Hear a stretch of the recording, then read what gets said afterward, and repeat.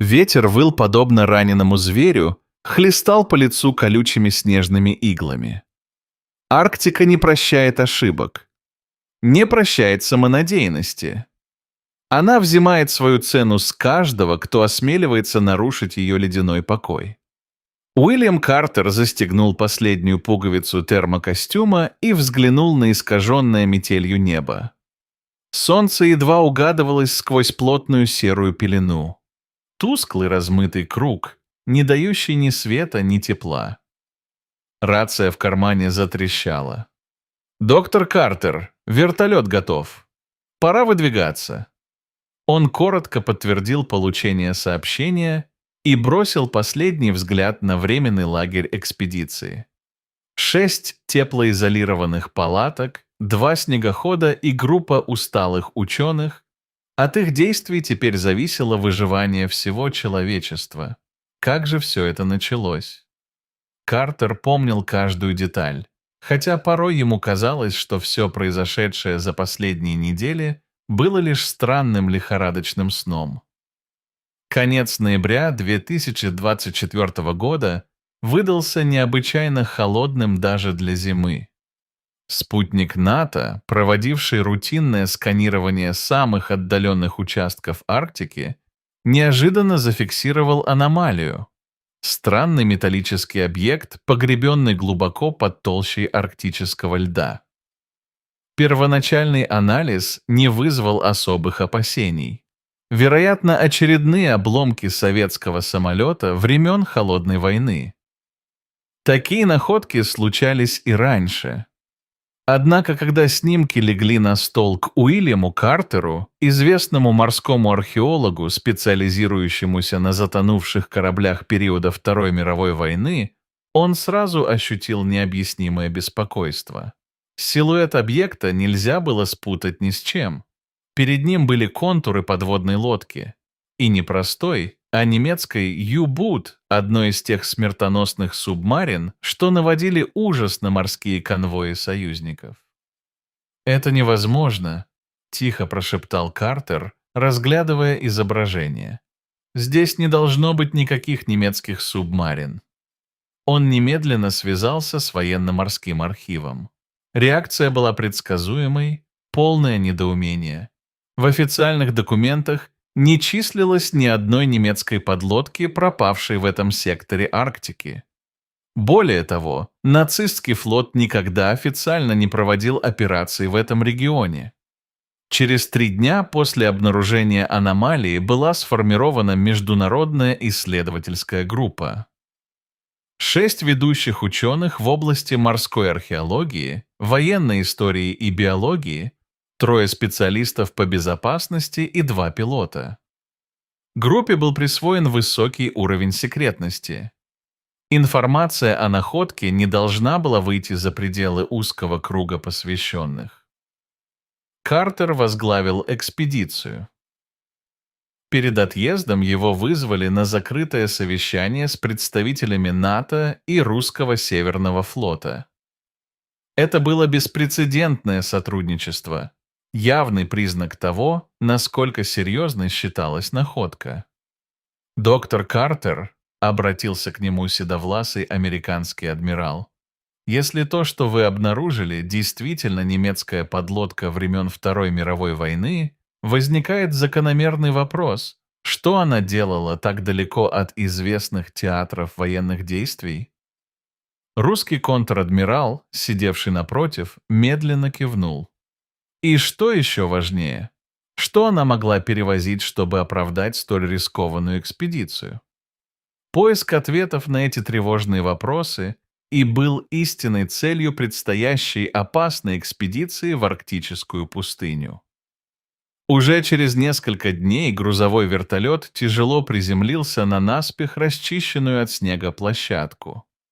Пилот дал сигнал, что ждать не будет, погода стремительно ухудшалась. Они высадились всего в 2 километрах от предполагаемого местонахождения субмарины.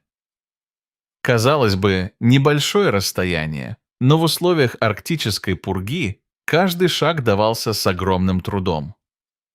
Еще до прибытия на место Хелена Брукс, биолог экспедиции, заметила странность. В пустынном арктическом ландшафте, где жизнь казалась невозможной, их неотступно сопровождали едва различимые силуэты, возникающие то тут, то там среди ледяных просторов. Это были арктические волки, не менее десятка особей, бесшумно скользящих по снежным барханам. Они держались на расстоянии, не приближаясь, но и не отступая. «Уильям, это ненормально!» — прокричала Хелена сквозь вой ветра. «Волки никогда не ведут себя так с людьми. Они должны либо нападать, либо бежать». Картер кивнул, но отмахнулся от этой странности. Сейчас его волновало лишь одно — объект под толщей льда.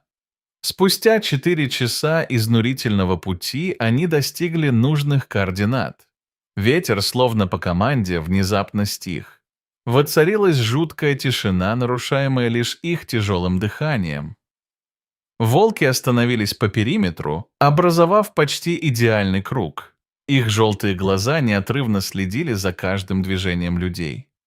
«Будто часовые на посту», — заметил один из специалистов по безопасности, нервно сжимая автомат. Используя портативный радар, команда быстро определила точное местоположение субмарины и приступила к раскопкам. Лед подался неожиданно легко, словно сама Арктика помогала им добраться до своей тайны. Через 8 часов непрерывной работы они обнажили часть корпуса, и все сомнения развеялись. Перед ними была Ю-Бут типа Акаэт, одна из самых современных подводных лодок Третьего Рейха. Но более всего их поразила сохранность судна. Никаких видимых повреждений корпуса, ни следов коррозии. Лодка выглядела так, будто она затонула не во времена Второй мировой, а всего пару лет назад. Это противоречило всем законам природы. К исходу вторых суток они расчистили главный входной люк. Момент истины настал. Картер, облаченный в защитный костюм, с помощью специалистов медленно открыл тяжелую металлическую дверь.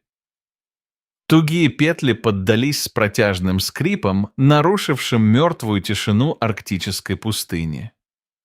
Волки, все это время неподвижно наблюдавшие за происходящим, одновременно подняли морды и издали протяжный вой. Внутри субмарины их встретила жуткая картина. Весь экипаж, около 50 человек, находился на своих постах. Но все они были мертвы. Картер, повидавший немало затонувших кораблей с погибшими экипажами, никогда не видел ничего подобного. Тела моряков не разложились, не подверглись воздействию морской воды или животных. Они выглядели так, словно умерли мгновенно, застыв навечно в последнем движении. Один офицер замер, занося карандаш над журналом. Другой с чашкой, поднесенной к губам. Третий, протягивая руку к рации. «Господи!» – прошептала Хелена, осматривая ближайшее тело. «Они как музейные экспонаты. Но это невозможно. Никакие известные науке условия не могли так сохранить органическую материю». Картер молча двинулся в сторону капитанской рубки. Он знал, что если они хотят понять, что произошло с этой лодкой, все ответы следует искать именно там. Капитанская каюта оказалась запертой изнутри. Пришлось применить специальное оборудование, чтобы вскрыть дверь, не повредив содержимое помещения. Капитан подлодки, немолодой офицер с изможденным лицом, сидел за столом. Перед ним лежал раскрытый судовой журнал, а рука сжимала пистолет Люгер. Пуля вошла в висок. Он оказался единственным членом экипажа, умершим не от таинственной причины, а от собственной руки. Осторожно извлекая журнал, Картер почувствовал, как холодный пот стекает по спине, несмотря на термокостюм. Он хорошо знал немецкий язык. В его профессии это было необходимостью. Последние записи, сделанные капитаном, наконец раскрыли кошмарную правду. 28 апреля 1945 года. Мы получили приказ напрямую из Берлина. Операция «Рагнарёк». Кодировка высшего приоритета. Никто, кроме меня, не знает истинной цели нашей миссии. Экипажу сказано, что мы эвакуируем важных ученых и документацию. Груз прибудет ночью. 29 апреля 1945 года. Груз доставлен. 6 контейнеров с биологическими материалами из лаборатории «Один». Профессор Штраус настоял на личном сопровождении. Согласно инструкции, материалы должны быть доставлены на секретную базу в Антарктике. Если союзники победят, это станет нашим последним оружием возмездия. 2 мая 1945 года. Радиосообщение из штаба. Берлин пал. Фюрер мертв. Но приказ остается в силе. Мы – последняя надежда Рейха. 5 мая 1945 года.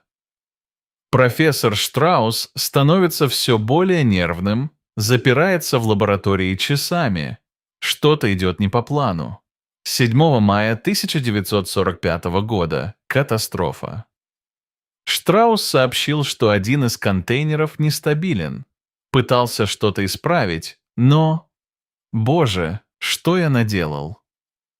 Согласившись на эту миссию, я обрек весь экипаж на гибель. Воздействие было мгновенным.